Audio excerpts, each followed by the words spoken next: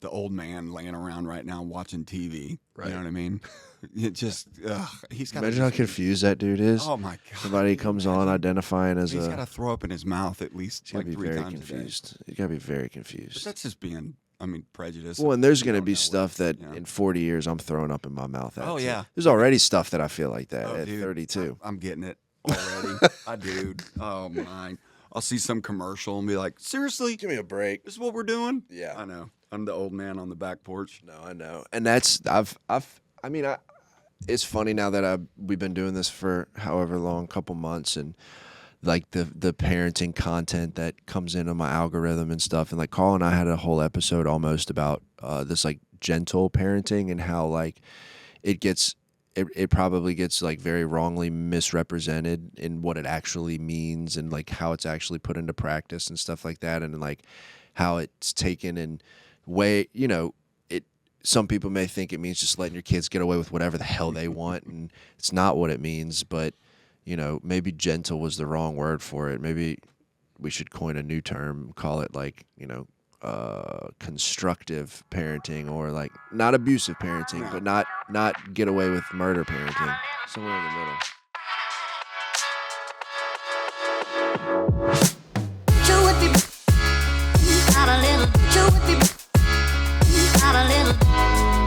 Hey everybody, welcome back to Doodads Podcast. We're here tonight on this lovely 23rd day of July.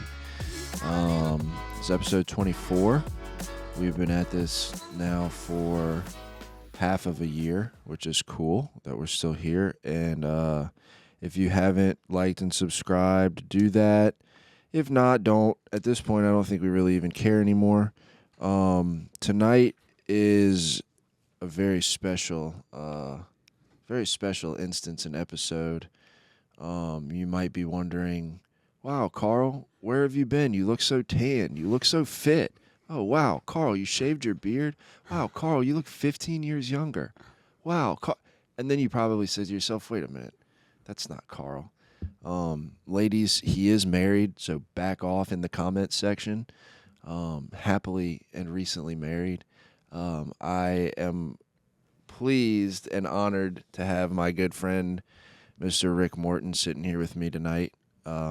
Rick, welcome to Thanks, B. the Doodads Podcast. I have to say, all that you just said, I appreciate that you said looks 15 years younger, because I do believe I'm older than Karl. Yeah, for sure. Yeah. Significant. I mean, not significantly, but I love that. Years. I love that. And I'm just dogging on you, Karl. Karl, we should make mention, Karl is on some beach somewhere with the family, toes in the water, ass in the sand, probably smoking a cigar, enjoying his life on the beach. My family's going to the beach Saturday. Rick pretty much just got back from the beach. I did. I'm not going to the beach, though, because my wife is super pregnant, and super pregnant people don't like the hot. But whatever, Well, thanks for having me on, man. Looking forward to it. Yeah, dude, I'm excited. It's cool. So just a little bit of an introduction and a little bit of a backstory. So Rick and I have known each other for 5 years now, something like that. Maybe a little over, something. 5-6 years. Yeah. Rick and I, are a lot alike in a lot of ways, on and off the field.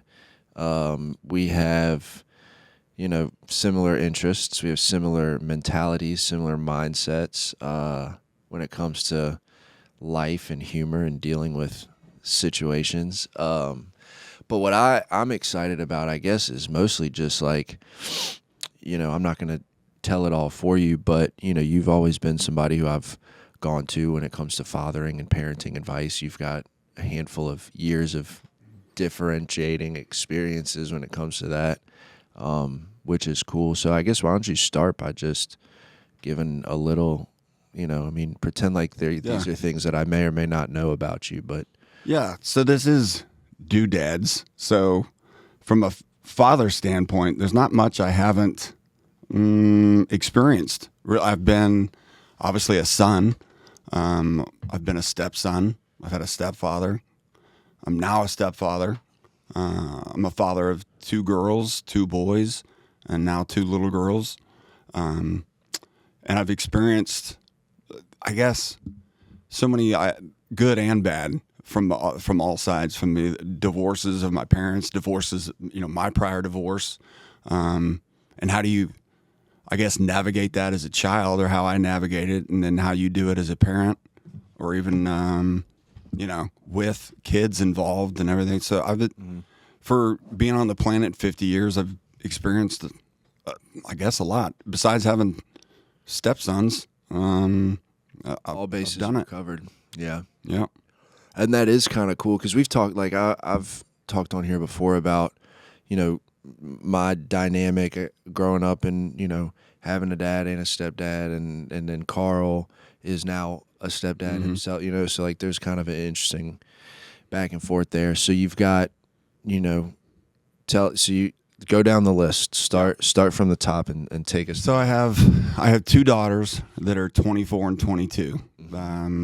Madison is graduated doing the professional thing. She's in sales, kind of like her dad, the old man. Yeah. Reagan is an artist. She does photography, pottery, and stuff. She lives up in Asheville. Madison's actually in Hammond, Covington area. Reagan moved up to Asheville, which, if you haven't been, it's like a preppy hippie country over there. I haven't been, but it, like, for some reason I picture like Austin, Texas of the mountains. Yes, is what I picture. That's pretty good. No, that's pretty good. Yeah, it is. It's not like you're not living in tents, right? Right. But at the same time, chicks don't shave their armpits. No, they don't. They don't. They really don't, man. It's a different scene, but it fits her, man. She's cool as hell. And then I have two sons, Brock and Max. Brock is 15. Both athletes, both good kids. I mean, they're 15 and 12, so they're little smart asses, but good kids. And then you mentioned before, just remarried, and now I have Peyton and Ava, who are 4 and 5.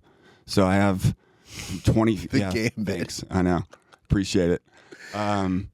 So from 24 to 4. And it's so messed up, man, because I remember I didn't have Madison and Reagan early, but I was mid-20s. Right. So I was a little early to be the dad in grade school. Yeah. You know what I mean? Like, who are these old farts? You know what I mean? And then Brock and Max, I'm like right in the wheelhouse. And now now you can go to like career day or grandparents day. Yeah. They're like, who's grandpa here? Yeah. Hopefully not. But I mean, it's been, it's a cool experience. It is. I mean, being a dad's, it's your greatest honor. Yeah. I mean, it really is. Yeah. Regardless, son, daughter, step, whatever, it's just, it's a ride. Yeah. I love it.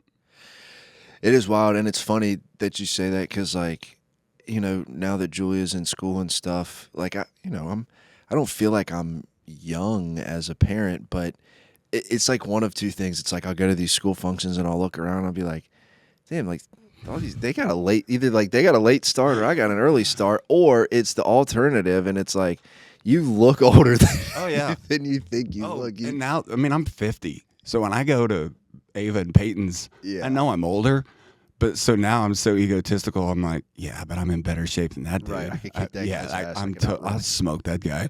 It's on a different level. Yeah. No. Whereas before, it's oh man, am I going to keep up with these guys? Because they're way they're further in their career, or they're well established and all those things. And as a dad, that you get insecure about, like, and it really doesn't matter. That's just all in my head. But right. The phases of like doing the walkthrough and first day of school and teachers meetings and all that, it's just different. It's different. That's interesting. That's not really something I've ever thought about, but it's a good point that, like, you've kind of gotten, because I mean, I think it's only natural for us to, compare ourselves, or, like I'll go to Julia's school and like I won't ask just because if it comes up in conversation I will, but I wonder, I'm like, okay, like my dumbass is here on a Friday at 11 o'clock, like he's here too. Like, what does he do for a living? Why can't he just take off? Like, or why is that dad never here? What does he do? Where do they live? And I play all those games in my head, but like, I'm sure you did some of that with the girls or the boys, maybe, but like with Peyton and Ava now, it's just like, who gives a shit? know. Like, I'm just here for them. And But still, you know what's funny? You said that because the guys that you take like the picture of, and go, huh. The ones that I look at and go, man, that's awesome. Is the dude that's like in his work boots, yeah, muddy. It was just so important for him. He's like, nah, man, I'm going just like this. I'm gonna go be there. I mean, I dig that. that is cool. You know what I mean? When you see that dude, you're like, Yeah, because that dude, his I don't know, his priorities seem to be in line. You know, like I work for this kid, this family. I do what I do, and I still make it a point to show up. And yeah.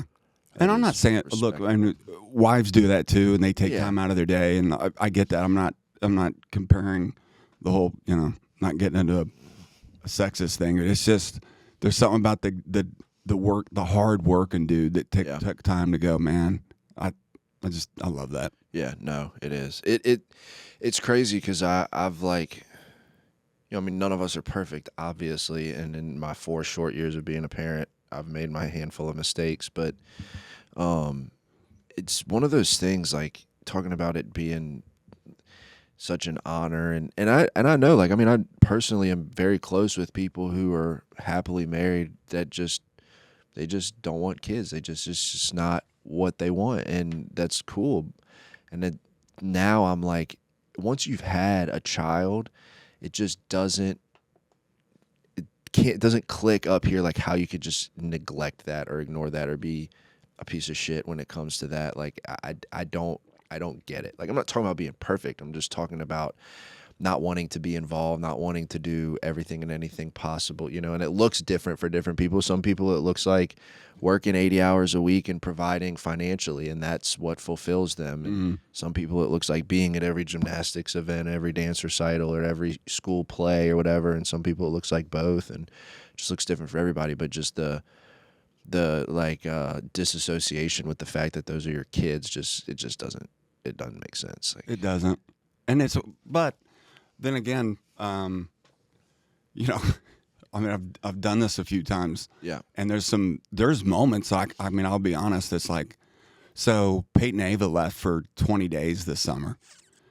And I noticed about 4 or 5 days in, like the volume on the TV wasn't going up as loud just because you didn't have to. Yeah. You know what Yeah. You know what I mean? I'm tracking. And we're 4 or 5 days into this, and I'm finally just going, holy shit, this is nice. Yeah, this is what You know what I mean? And it's not, you don't want to disassociate, Sure. but at the same time, man, the break. oh, man, do you relish the nights that you can just, put on a Netflix and just say to hell with it? Yeah. Yeah. No, you're right. And then, I mean, you and I have obviously talked about this a lot before, but especially for you and your situation, it's like, and you'll rearrange my words, but like, you've had, it's been how many years that you've had a 4-year-old, like, Yeah. when you stagger them all? Yeah, no, it's sick. It really is. If you think about it, because I went from, so my first wife had a child, so, and she was 2 or so, but then so you take her, little Jordan, and then into Madison, and then rolled out Reagan, and between Reagan and Brock's only 7 years. So I mean, I've had about a 4 or 5-year-old in my life for like really over a quarter of a century now. Half your life. Like, good Lord. Yeah. Like, and I love it. But if I'm speaking honestly, and we are, I'm freaking tired, dude. Like, Yeah. I mean, it's the nip. And it rears its head when the little pictures and all the little things that Aaron takes of Ava and Peyton. Mm-hmm. Look what they did. Look what they did. Look what they did. I'm like, yeah, I've seen that 684 times. Like, how do you want me to? I don't get that stoked when they do little, a back roll in the trampoline and stand up. And I'm like, oh, that's cute. All right, is the game on yet? Right. And it's not that I don't love them less or not. It's just there's a there's a business term of like diminished return. Mm-hmm. The more you have something, you know what I mean? If the first time you try ice cream of your favorite flavor, it's great. And then you have it every day. Right. Right. So it's just and that's when I can see the difference with like with Aaron and the girls. Yeah. It's just like, and you'll get it too. Yeah. I mean, you have your first one, and then the next one's gonna be a boy, so it's a little different. But all the cute, like, it doesn't get. It's not as cute. No, you're definitely onto something, because like, I feel like for me it's all the firsts that are the ones that are like significant. You know, Right. it's not that like Julia's dance recital next year I'm not going to be excited about, but it's like we did the first one, you know, like we had the first dance recital, we had the first gymnastics thing, we had the first, you know, whatever, you know, but there's so many firsts left. So we just, what was it, last week we applied for kindergarten, and I'm just like, good Lord, we're 1 year away from first day of big girl school. And then a big one too. So has Julie been hurt a few times? Mm-hmm. So, like the first time did you just go absolutely crazy? Like, oh my God. Yeah, well, and then the next, you know, by the fifth time, you just throw a Band-Aid on it. Yeah, yeah. The first, I remember. I can't remember. So I don't know if you remember this or not, but she cut her eye. Tevin was at my house, and I was in the middle of tattooing Tevin, right? And so Julia like was climbing on her bed or climbing off of her bed or something, and she hit her eye just in the perfect, most like thin part of her eyelid right here, like on the corner or something, and it was just bleeding. And like I finished Tevin's tattoo, we tried to put pressure on, you know, like couldn't get it to stop bleeding, and took her to the emergency room or the whatever, and they glued it, and it was all fine. She has a cute little scar now, whatever. But you're right, like it's hard because it's like, I know it's not that serious. You know, like you said, like the first one was detrimental. It was everyone's worst nightmare. And now it's kind of like, yeah, I mean, like, are you going to die? Yeah. Are you going to pass away? And if not, let's just move on. Forget about it. But that's what, I mean, that's being a dad. Yeah. You know I wonder if it's going to be any different so talk to me about this. So, like, I'm sure that this is a whole hour-long conversation in of itself, but I'm curious. But, like, how do you feel like when it came to when they were young, like between Madison and Reagan versus Brock and Max? Like, do you feel like there was a different, not approach necessarily, but just like a different empathy for how you treated or disciplined the girls versus the boys? So, yes, there was. And probably, look, we make mistakes as dads. Of course. That's what we do. Of course. One of the bigger mistakes that I made and still make is that I had this idea, and I think we as men have an idea of what we're going to be as a dad. Mm-hmm. This is what I'm going to be. Mm-hmm. This is the culture I'm going to make. Here's the environment I'm going to create, and this is what it's going down like this because I'm dad, and this is what's up. Well, so I made that conscious decision when the sons were born that it's going to be I'm going to be a little more stern. It's going to not as like right. Tough it up. Let's do this manly thing.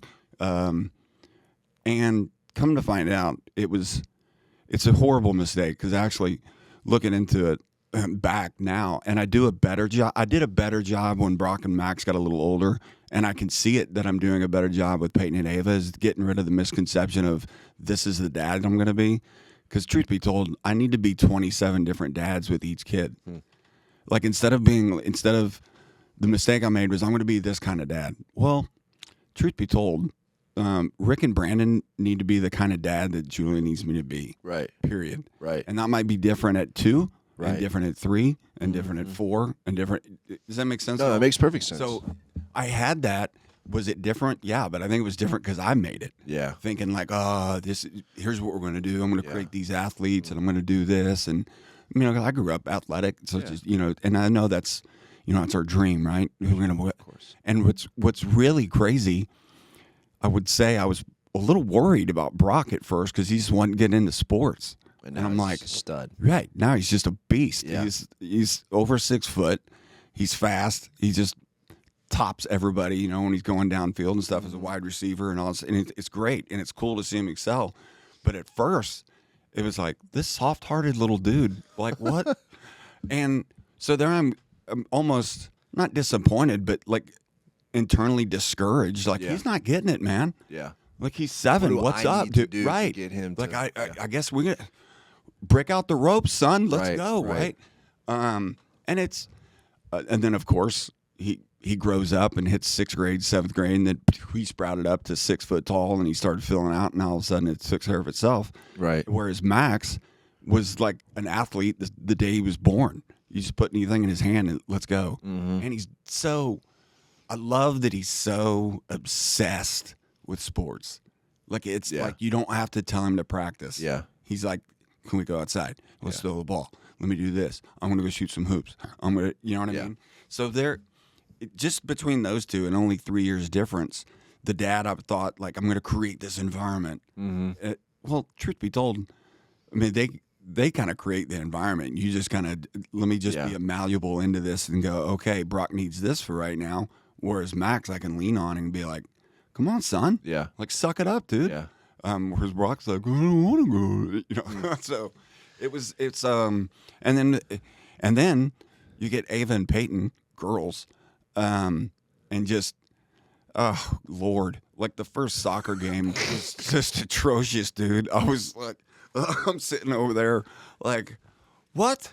Like, just appalled, like, The ball's that way. like, what are you doing? What are you staring at? I mean, just completely, you know. Yeah. And Ava wouldn't even get out there yet. And then, of course, then it's like, oh, great. How many recitals am I going to have to sit through with this and all? So, long-winded question. But the difference of the sons or daughters, the difference is me. And not making the decision, this is how I'm going to do this. Yeah. Because literally, and you know this, I mean, I've been at your house. You need to be one type of dad with her, and then 5 minutes later, a different type of dad. You know what I mean? Yeah. And some, like, seasons go of where she's at in her life that you have to be a little looser. Yeah. Or then, all right, we got to tighten it up or whatever. you Yeah. know? No, Instead yeah. of just an overall line in the sand, we don't cross as dad. That's such Right. 1960s shit. Yeah. Like, you know, this is what I am. This is what I'm doing. It's Yeah. just like just an old school thought. And because of my dad, not put up with any, you know, just, Yeah. it was not that manners aren't important. It wasn't, I don't mean just yes, so nurse or it was more, you know, back talk, you Right. know, out of that, you know, so I was thinking I was doing this great, man.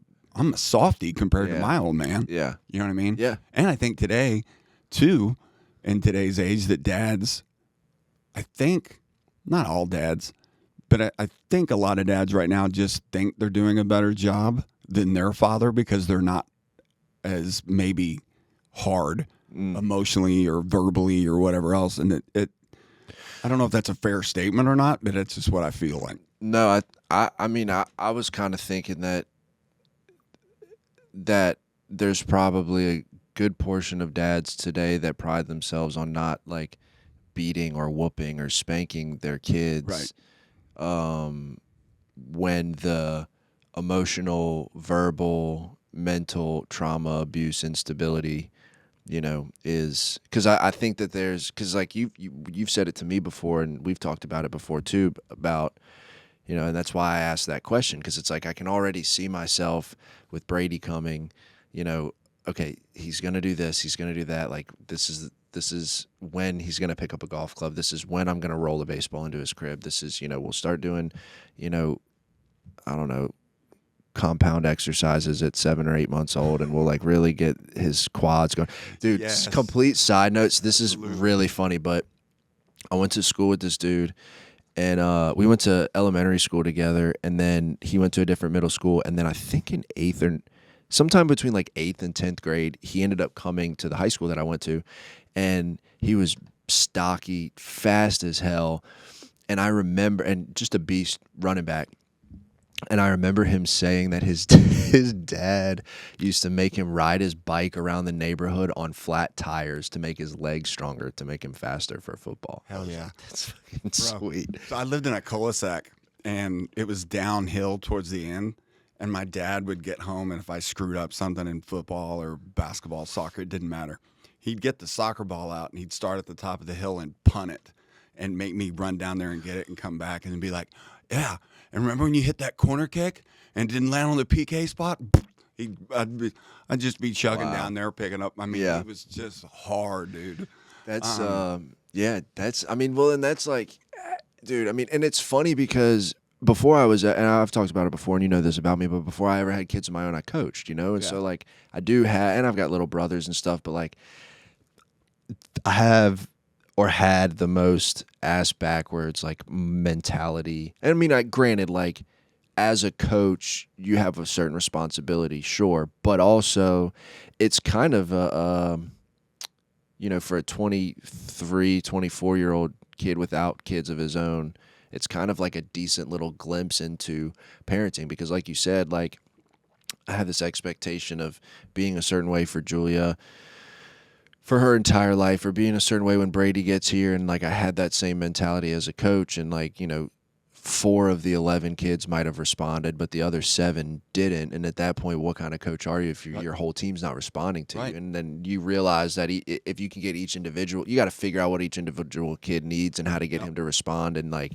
there's this like blanket approach that just doesn't. Maybe you've got a team mindset, just like with the family. Like we've got family goals, we've got family mindset, things that we want to represent and follow, and principles we believe in, and things like that. But like how I help like grow and cultivate Julia to be able to execute those things today at 4 versus at 2 versus at 9 versus Brady. It's just super dynamic. It's not going to work. Just I don't know why I'm thinking of this, but do you remember oh God, speaking of aging myself, Price is Right used to have this game called Plunko, I think, where they drop the little balls. disc down. And then it goes ting, ting, ting, ting, hits the thing, and whatever money it lands on. Yeah. So I think, if I don't know, this just popped in my head, but like I think as a dad, I had like at the end being, all right, football star, right? For Brock. So I'm going to design the Plunko board to make sure all the pegs set up to where he's going to land right here. And at the end of the day, that's so wrong. Yeah. Because he might just he might end up baseball or artistic or whatever else. But if I'm forcing this chip to land in this perfect little spot, you know what I mean? And that's all going to play out the way it should anyway. But and that's the thing, man. You just never know what they're going to develop into. Puberty hits, or some spiritual experience, or something happens with them at an adolescence, and then poof, there they go another direction. So granted, obviously it could very well change at any one point or another, but with Madison and Reagan, now that they're older, now that they're kind of in their lane per se, go back 15 years where the two of them are at individually 15 years ago, could you have called it? Based on the girls that they were, the young girls? Really? Yeah. That's wild. I could have. Well, because, and this is why, Reagan, I think, and I feel awful for this because I did give Madison excelled in soccer, and so I coached a lot of her soccer teams. Reagan tried and was just not the athlete. She was always more artistic, whether it's musically inclined or pictures or whatever else, and that's what she was drawn to. And looking back on it, I see, and this hurts, dude, but I do see. I mean, Reagan was playing soccer for me. That's it. Yeah. She saw my attachment to Madison and the soccer team and all that kind of stuff, and seeing Reagan, like, just trying her heart out.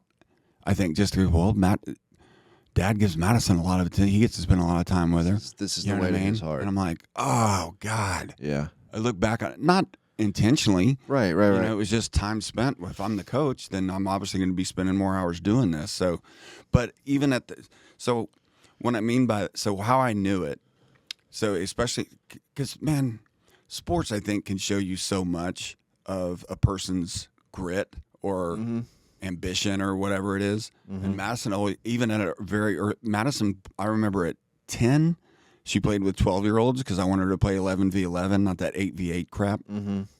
So she played up. And I remember this chip on her shoulder playing like she'd be really physical and teach, like, you got to show them. You can't mess around. And she was like, nope. She was like, hell yeah. Right. So I knew then, like, for me, then there's later in life, that same ambition and drive is going to turn into some sort of business, sales, something. I mean, it just it makes correlates, sense. Right? Yeah. Whereas Reagan, happy-go-lucky, Yeah. just I never met a stranger. Hey. I remember playing soccer. She'd had this little. If the ball was in the air, instead of heading it, she'd put her little arms up and go woo. And I'm like, yeah, this probably is not going to turn into any scollies anytime soon. So in those, yeah, and I think those you could tell, but not until they hit 10, 12. Because like for Brock, like I said, he gelled at 11 or 12, and then poof, there he went. Yeah. But then again, for Max, and then so from the sports perspective, I think you learn a lot from them from internally. You know what I mean? If they're going to get after it or not. Yeah. You know what I mean? That tells you something. That does make sense. I mean, there's a reason that so many former athletes go into sales is because they have that drive and that competitive nature and that scoreboard after. Yeah, absolutely. No, that makes sense. That makes sense. It does. And it's not that I didn't. I mean, I loved Reagan and her art and her passion for it and all that kind of stuff. It was just a different kind. Obviously, I'm an athlete, so it's, it's kind of my thing. Well, that's I mean, it's like I'm interested to see how this young boy of mine turns out because I know what I know. Are you interested or anxious? Both. I'm both. I think I'm more anxious than interested because I feel when we talk about it, I'm anxious. Oh yeah, I'm very anxious. You're like you want to warp speed to 9 years old and get a snapshot of what of a beast he's going to be. And I do. I just like take me to one half inning. Like, where's he in the lineup? Is he even in the line? Is he even in the lineup? Let me know.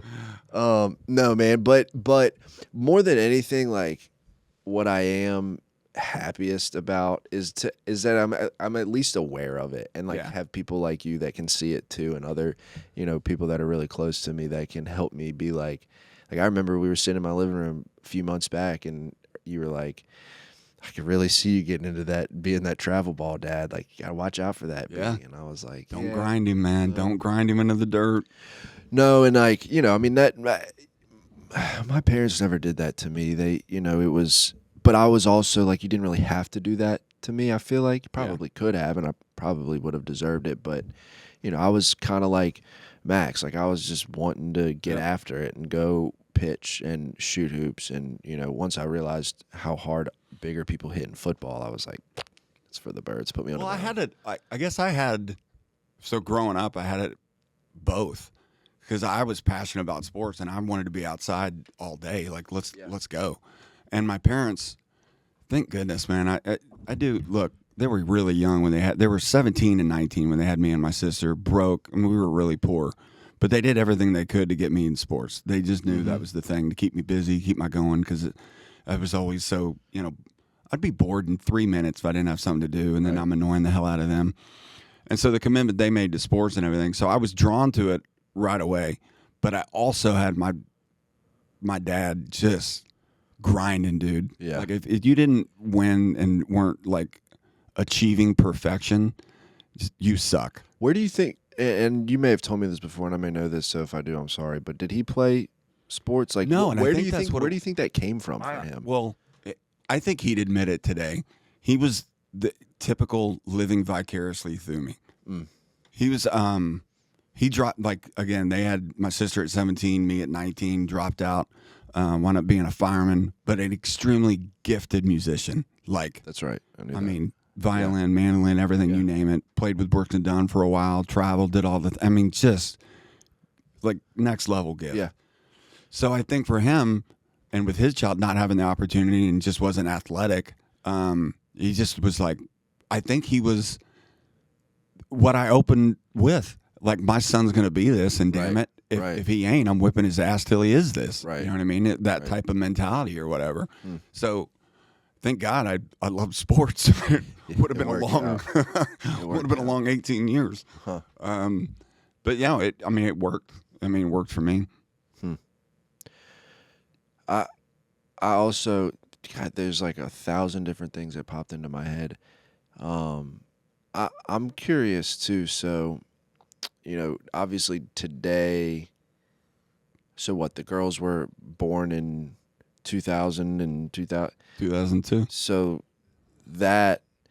So the age they lived their teenage years through versus the age that Peyton and Ava are going to leave, and even Brock and Max are, and I guess maybe, and I'm asking more so from a girl dad perspective, but I am interested about the boys, and I know a little bit that, but so like what were the fears dealing with the girls then like versus like what you think they would be with Peyton and Ava now? So, not the fears, but the concerns Yeah. or like the hopes or Yeah, whatever. I get it. Mine personally was the whole bullying thing. I didn't want them to be. I prayed that they just weren't. Not that they were popular or fit in. I could give a shit. But just don't be bullied. Yeah. Or be the bully. Right. Like that was the most important thing to me. Fearful because I've seen it just crush women, especially young adolescent women and that's what's different. I mean, it was a little apparent when Madison and Reagan, but now with social media and everything Right. and all the Snapchatting and all that, it's so absurd that that was the guy thing for me wasn't a concern because I knew so. Meaning a lot of the fear of the guy is, oh, she's gonna, oh god, what if she gets what pregnant loser at is she gonna 15? get, Yeah. and all that bull. I saw my mom physically abused a lot, and the one thing I did do that I still stand behind that I think that I did a really good job of is I want my daughters to have voices. Mm-hmm. And if they disagree with me, they can disagree with me, but do it with respect and make sure that they feel like they could stand up and go, I don't agree with this, and this is why, and this is I want them to have a voice to stand up. Now, some might say to a fault because at 24 and 22, they have no issues whatsoever with telling you what they think. Yeah. But I would rather that than the Absolutely. alternative. Absolutely. And it's not that it wasn't this, no, you're not going to grow up to be some 1950s housewife. It wasn't that. It was much more of I don't want them to ever feel insignificant. I didn't want them to feel less than woman or to a woman or a man. Right. And I think if you raise them that way, my thought process was then they're not going to be bullied and they won't bully because they have enough respect for themselves that they won't allow it to themselves and they wouldn't do that to anyone else. And I think so. It really, like, almost maybe empowering them. Yeah, I guess. Yeah. Kind of took out that. Like, I never, not one time, had a fear about who they're dating and what decisions they're going to make from that aspect. Nor did I about like drugs and alcohol. Like I never did because it was just we had this. I talked to them very early and very honestly about drugs and alcohol and made them very aware, like, you're going to do it. Right. You're going to drink. Right. You'll probably smoke a joint before you graduate high school. Guess what? Just be honest with me and don't get in a car. Yeah. Like, I don't care if you're in Nevada. Like, I will come get you. Yeah. Don't get in the car. Yeah. You're not going to get in trouble. I laid it all out there on the line. Like, you are not getting grounded. You're not going to get in trouble. I'll never bring it up again. You call me at a party and tell me you need a ride. I don't care. It's done. Right. I'll be there. And this is, I think it was before Uber. I don't think they were Ubering people 10 years ago when Madison and Not Reagan a were whole in high lot, school. no. But yeah. So however, now, so 20 years later with Ava and Peyton, yeah, the bullying thing's still like my concern, and the social media is even worse and all that kind of stuff. But it's more so now in today's culture. It's I think the fear of mine is more of the socioeconomic differences that I think people place such a value on today. Man, I grew up in public schools. Like in Oklahoma, like your property taxes feed the school system. So you had every ethnicity. Yeah. Every socioeconomic was all over sprayed everywhere. And I loved that about my school. And all this, not just my school, but all of them in Oklahoma were like that. The one scary thing about my daughters specifically is in this socioeconomic stuff, being in private schooling in Southern Louisiana and all this. It's always, well, what's your daddy do? And where'd he go to high school? I couldn't stand it, dude. When I first moved down here, Oh, it's terrible. it was somebody would ask me where I went to high school, and I was like, Who the what? hell cares? I'm 30, dude. What do Yeah. you care? I went to high school. Yeah. And that fraternity sorority thing, Yep. that's my fear for my younger girls is this, oh, what class are you? Yeah. Where do you live? Where'd you go to school? Like, I don't want them to grow up like that. Did grow up here, and I did. And it's funny, I can't finish the thought, but I did grow up here, and so like this area is just one big good old boys club. Yeah. It really is. And like, man, there's like, like they do arranged marriages in certain cultures and societies. Like they might as well just talk about doing it here. Yeah. Because if you get this girl whose dad owns this business and that guy whose dad There you owns go. that business, guess what? Their kids will never have to worry about Yeah. money, property, prestige, none of that kind of stuff. But then in the same breath, it's hard because the flip side of it is the other portion of our community is so impoverished and so crime ridden Yep. and difficult to be a part of that like you kind of you don't really have any middle ground No. here. You really don't. It's not. That's interesting with the bullying thing because I don't know. I think if you could take a handful of people that like interacted with me growing up and would tell you I was a bully, and then you would take a handful of people that would tell you no, I mean you weren't a bully. The people you hung out with were assholes, but like you were actually a pretty decent person, So, Yeah. but I feel like it's because I mean obviously you know Julia well enough to know like she does not bite her tongue. She speaks her mind. She's very, strong-willed and outspoken and whatever. And, that I've seen with her just in preschool, like translates to like boredom with her peers and like, toddler criticism of her peer. Like, well, why does she say it like this and not like this? That's not how you say it, and all, and Yeah. which like, I mean, but it's a good point. It's not, But can you imagine, like, if you can put yourself there, fast forward 10 years or 9 years, whatever, and Julia's 13, and she's just, for weeks, just totally depressed because she just has no friends. You talk about hopeless, dude. yeah, That was my fear yeah, of that being that. yeah, Like, of no fault of their own for these Yeah. young, Right. women, especially. Men, it's a little different, Yeah. dude. I can teach Brock and Max to, like, man, tell that guy to do go. some push-ups. Yeah. Punch him in his mouth. Yeah.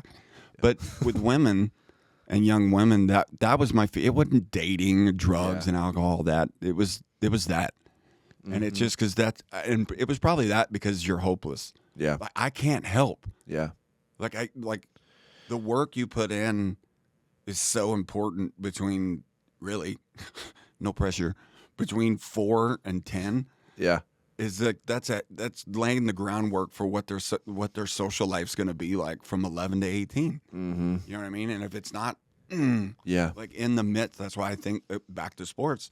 I think interacting with them in sports or dance or art or whatever it is so important yeah, to have that develop because all kids are gonna experience hurt and pain and that kind of. I mean, they're just going to. mm-hmm. And the more you can get them used to it and give it as a learning lesson that, like, hey, man, adversity happens. yeah, It's okay. You know what I mean? It's Yeah. not the lack of adversity. right, That's not our hope. right, It's how you're going to deal with it when it comes. right. You know what I mean? And it's, Well, it's like the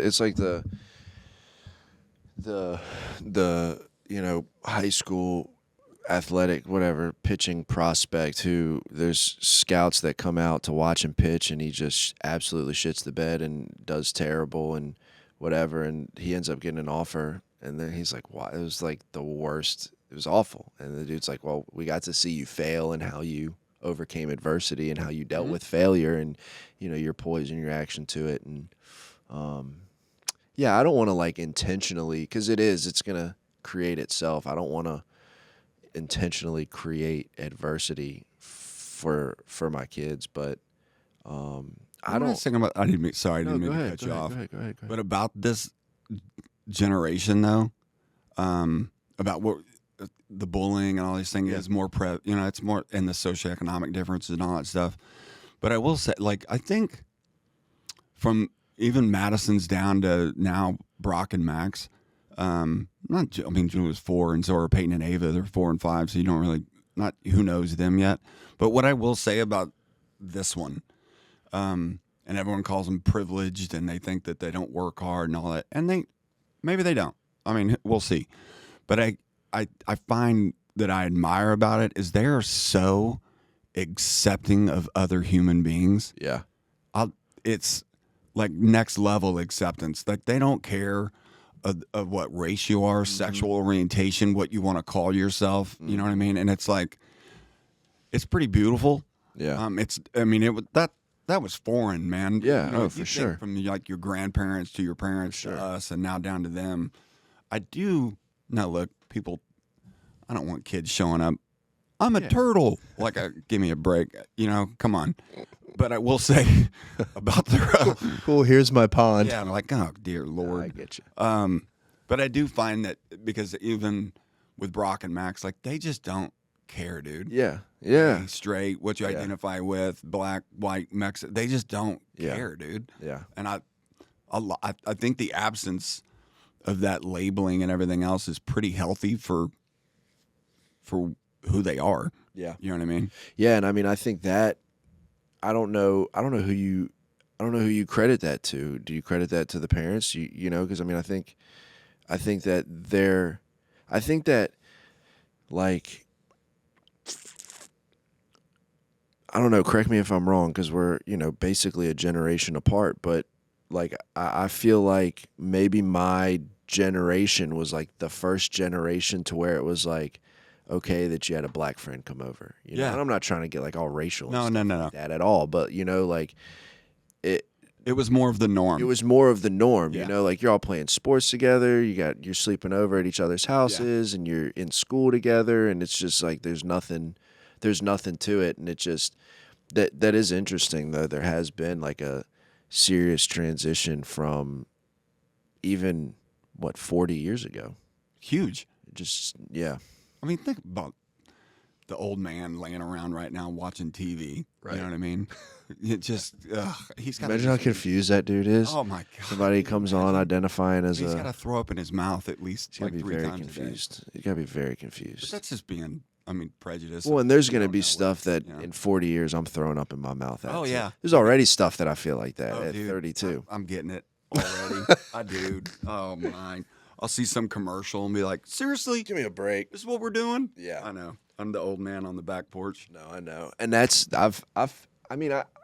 it's funny now that we've been doing this for however long, couple months, and like the parenting content that comes into my algorithm and stuff, and like Karl and I had a whole episode almost about this like gentle parenting and how like it probably gets like very wrongly misrepresented in what it actually means and like how it's actually put into practice and stuff like that, and like how it's taken in way, some people may think it means just letting your kids get away with whatever the hell they want, and it's not what it means. But maybe gentle was the wrong word for it. Maybe we should coin a new term, call it like constructive parenting, or like not abusive parenting, No. but not get away with murder parenting. Dude. Somewhere in the middle. Aaron sent me this video a couple of days ago, and it was this.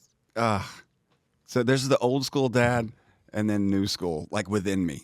She sends me this video, and this dude's explaining hey, here's what you should do with your children. Develop the quarter system so they'll start understanding the value of money.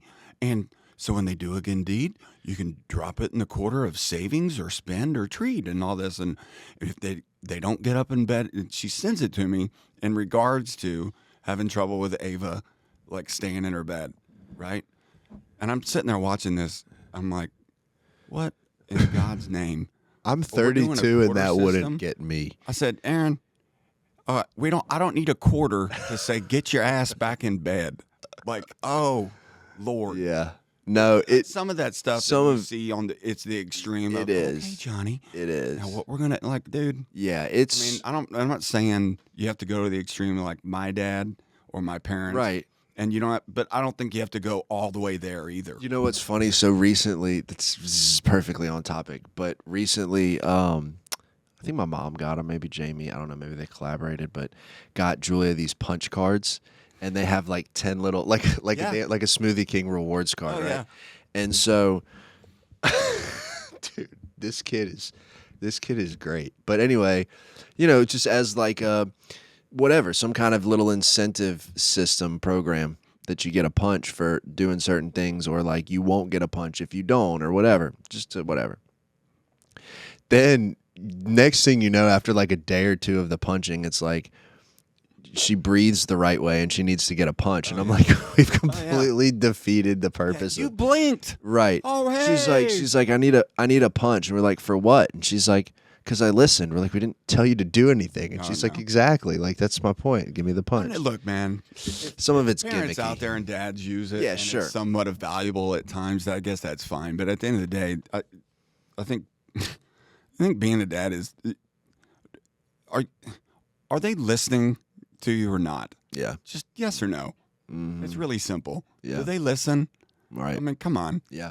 I don't have to entice them with punch cards and quarter systems. The quarters. Like, good Lord. But no, I know. Well, and then like, it's like for example, with the quarter thing or the punch card thing, either case, it's like, in my case with the punch card thing, like when Julia's like really misbehaving, like do I really think that in her 4-year-old mind she gives 2 shits about a punch in that moment? Like, no, she wants to do what she wants to do. And it's like, in the middle of the night, is it gonna click in Ava's brain, the quarter? It's like, I just want to get in bed with mom. Like, that's it. I don't care. You can give me $100 bill. It means nothing. It's not mommy's Zombie bed. through the living room. Right, right. Wait, hey. I need one more quarter. Oh, no, let me turn around. We're not That hating. ain't happening. We're not hating. It's a You know what she will though? But and this she will go, Paul's gonna be really pissed if I go in there.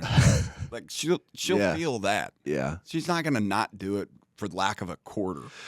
I mean, come on. Yeah. That's funny. Have you I was thinking about this today. Have you had that discipline moment that you felt bad after Yeah. already? Yeah. I've had a couple of them. I know. Yeah. I've had a couple of them. One of them was so reactionary. I like popped her in the mouth and instantly, and I've spanked her plenty of times and, obviously like restrained myself and spanked with the purpose for whatever that means. But like in this moment, I popped her in the mouth and it caught me off guard and like definitely caught her off guard. And I felt terrible about that. And then, it happened like last week, like getting ready to leave, trying to leave the house. It's always when it's never her. Like it's always based on my circumstances and how much pressure I'm under and how much stress I got going on and, how much sleep I'm got or don't got. It's, she could do the same thing and I could handle it just fine and it just rolls off my back. But so what's crazy, I was thinking of this, because you've had, you're going to have a few of those. Yeah. You know what I mean? You go, yeah.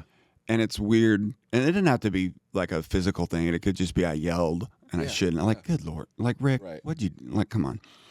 And what's crazy, knowing I was coming here today, I was thinking about this, is that in a relationship with our wives, when you do something like that, there's a thing called pride that gets in the way from like immediately going in there and going, hey, I probably handled that poorly. I shouldn't have, right? And it could take an hour. It could take 3 days. You know what I mean? Depending on how stubborn you're going to be about it.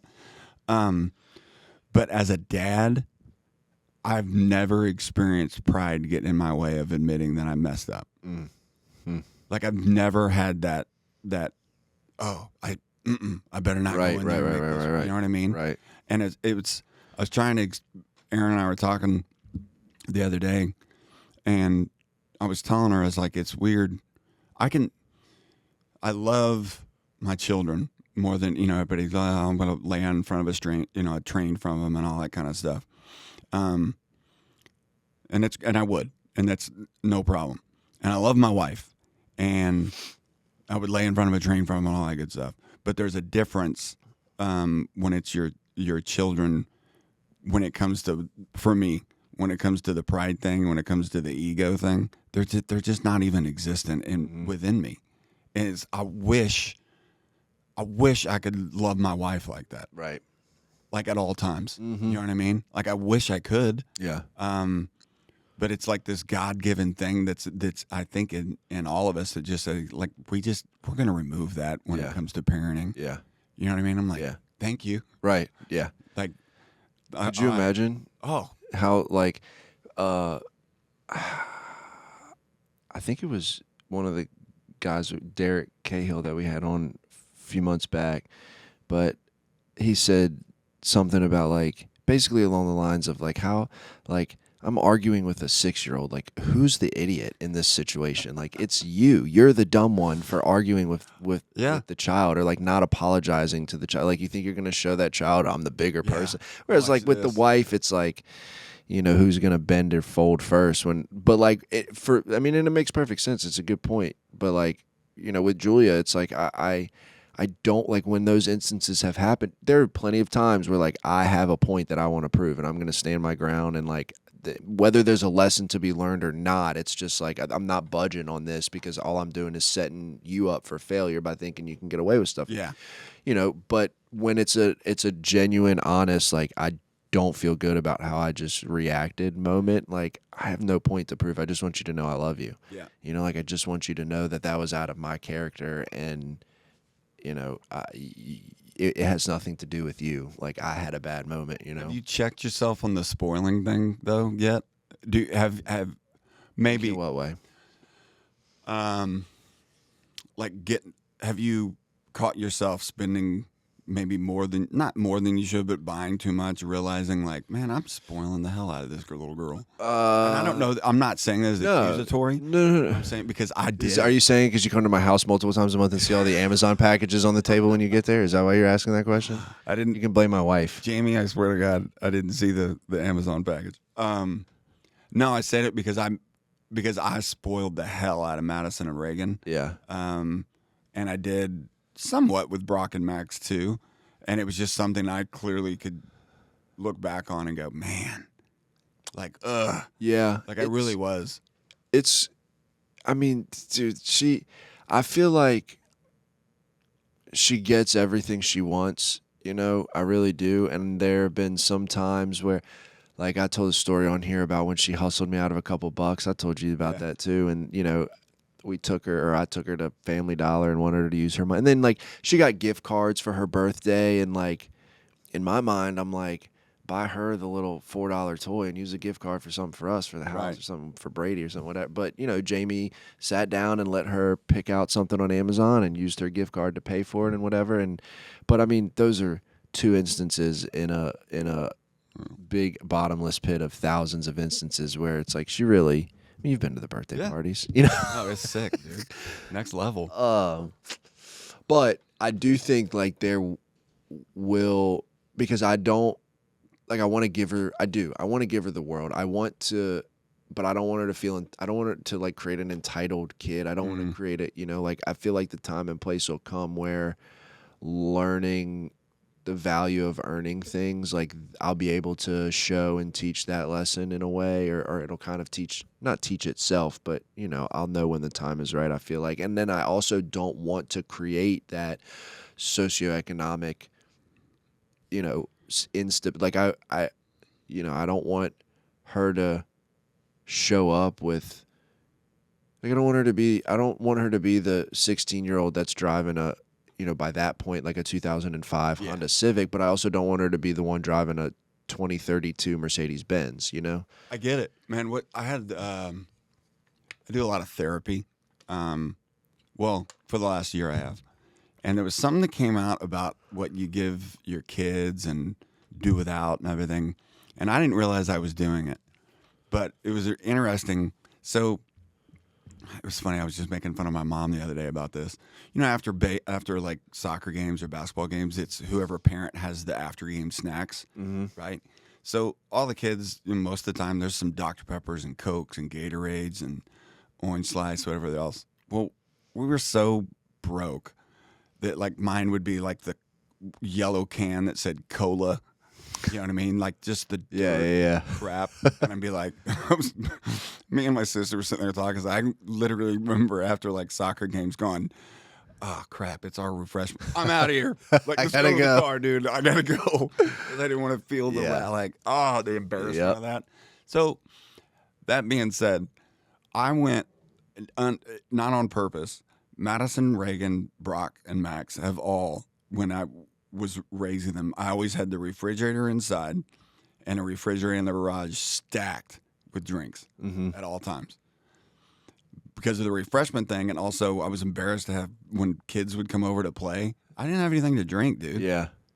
Like, you got a water hose, Yeah. some Kool-Aid, Right. and you'd go to, like, I'd go to a friend's house and be like, you have, like, Dr. Pepper? Yeah. Like, oh my God. Huh.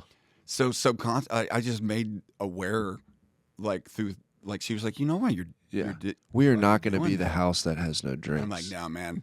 When when my kids' Yeah. friends come over, they're gonna have whatever they want to drink. Right. And it's like that subconsciously That's through crazy. childhood, I was like putting out on Yeah. my kids. Yeah. You know what I mean? Yeah. And now with Ava and Peyton, socioeconomic wise, what I worry about with the private schools down here, because my kids went to Dutchtown. I had a great experience at Dutchtown. Both of my girls went there, and I'm not Yeah. doing an ad for public schools. I'm just saying they had a great experience out there, and my boys are having a good experience. Well, it's fairly obvious the girls are going to go to Catholic private schools. Yeah. And that's the one thing is, like, the other day I was sitting there and like, are they even going to realize how good you all have it? Yeah. Like, are you even aware? And when will you become aware? And I think that's the importance, full circle, of these like sport programs and other things besides just your little private school with Susie and Lily and like some of these little birthday parties that you go to. They're living in these mansions, Right. and you're like, Yeah. girls, not everyone lives like that. Yeah. Like, what? Yeah. You know what I mean? Yeah. And I think the result for me, the result of that is exposing them to the other stuff protects them in the long run because they won't be the bully, Yep. and two, they won't get bullied. Yeah. You know what I mean? And that's I don't know. It's weird how it all ties into like that whole thing about you just want to protect them, you know, to make sure that. And I feel like if you can teach them enough to not be bullied, Right. and not be the bully, they're gonna be okay. Yeah. And you're gonna screw some shit up. Yeah. You know what I mean? But Well, it's interesting. We're about to have to wrap up, but it is because, like, you know, for me, I came, basically single mom household, living in a renovated carport in New Orleans, going to a public school, then coming to Baton Rouge, going to private school for whatever 7 years, and it was like I didn't know what I had because I had it, if that makes sense. And then I'd go to friends' houses and stuff, and I'd be like, holy crap, like this is, it made me feel broke, and like I grew up great, and it's like and that's something Jamie and I have always talked about is like whether it's while it may not be necessarily through the school she goes to because of where we live, there's got to be other avenues to where she's exposed to like what the real. I'm not saying like I'm gonna drop her off in the hood for the weekend and let her hang, but we're gonna eat at a soup kitchen every Saturday. Yeah. No, that's but like whatever it is, church, who knows where it comes from, but like it needs to exist because like it for me it was like I knew it existed because I had kind of lived it for a little while before moving here. But then it was kind of like out of sight, out of mind because that just became the norm. And then it wasn't until, probably like going into the Marine Corps and meeting people from all over the country where it was just like, and then obviously meeting the people that I know today. And it's like, man, like it is like a humbling sense of gratitude for what I was given growing up. Yeah. It is. But anyway, while we'll close with this. Typically, like whenever it's somebody, there's a guest or, it's not just the two of us, we always like to ask the question, sticking to the theme of the Doodads podcast. If there's something, and I'll ask it two ways. You can answer it however you want. Doesn't have to be anything crazy. But if there is something that, you're still obviously raising kids, something that you could wake up and do tomorrow, something that you could suggest other dads to do, something that you would want Brock and Max to hear as dads coming from their dad, what to do with their kids, what would you say dads do? So it's a great question, and I'll answer it like this. I was reading to Ava and Peyton last week, and they were going to bed, and I was reading them a kid's Bible to make this story simple, and it said BC. So I paused a minute and explained to Peyton and Ava what BC and AD meant. Mm-hmm. And it turned into like a 3-minute conversation of, are y'all praying, or how do you pray, and are you doing these? And I waited, I don't know why, but maybe it was a couple days later, I recognized it, and I told Aaron, looking back, I can't recall ever having a conversation like that with Madison Reagan. I've been ever, and it's I kick myself for that. Brock and Max, I've exposed them to church and getting into that, you know what I mean? But from an early age, my advice to myself and every other dad is if God's the center of your life and you focus on being the best father that God would have you be, you're going to crush it, dude. You're going to crush it.